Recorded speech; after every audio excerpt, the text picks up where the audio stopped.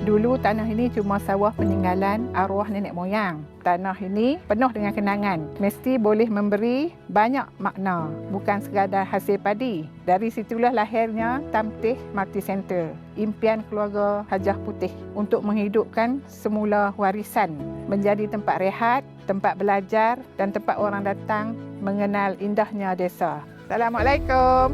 Saya Ruzita Ahmad, pengurus Tamtih Multi Center and Trading dan usahawan di bawah pembangunan agro pelancongan Kementerian Pertanian dan Keterjaminan Makanan. Dan inilah kisah kejayaan saya.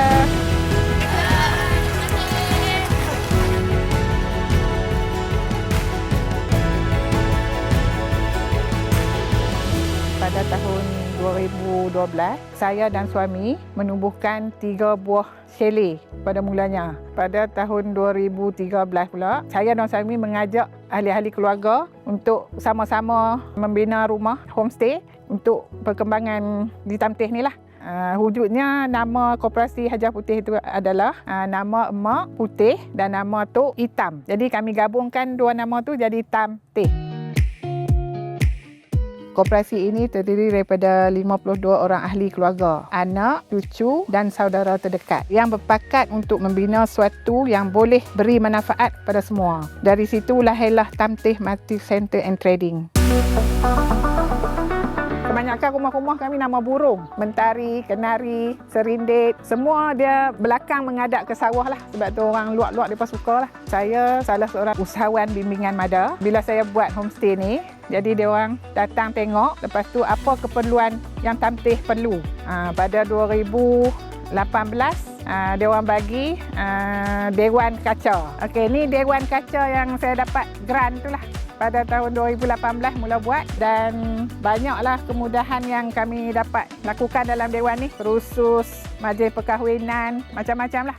Kebetulan ada majlis perkahwinan. Jadi dewan ni dihiasi dengan pelamin dan hidangan untuk rombongan. Kami bersyukur kerana menerima sokongan daripada MADA di bawah program pembangunan agro pelancongan. Bermula dari tahun 2017 hingga kini, pelbagai kemudahan dinaik taraf termasuk dewan, lanskap, laluan masuk, tempat letak kereta. Semua ini menjadi Tamtih Multi Center lebih selesa dan menarik untuk pelancongan tempatan maupun luar negara.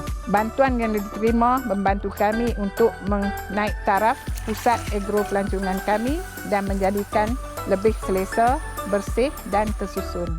Ni gazebo yang kami dapat untuk tahun lepas lah. 4 buah. 1, 2, 3, 4. Dan jalan star ni kami dapat juga grant daripada agro pelancongan lah. Setakat hari ni kami ada 16 buah rumah. 1 dewan terbuka, 1 dewan tertutup, 1 surau dan 2 buah tandas.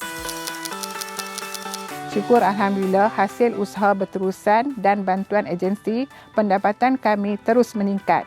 Kini mencecah lebih RM1.6 juta pada tahun 2024. Tamtih Multi Center juga dah boleh menampung 150 orang tetamu pada satu masa. Kejayaan ini bukan sekadar angka, tapi bukti bahawa agro pelancongan mampu memajukan ekonomi desa.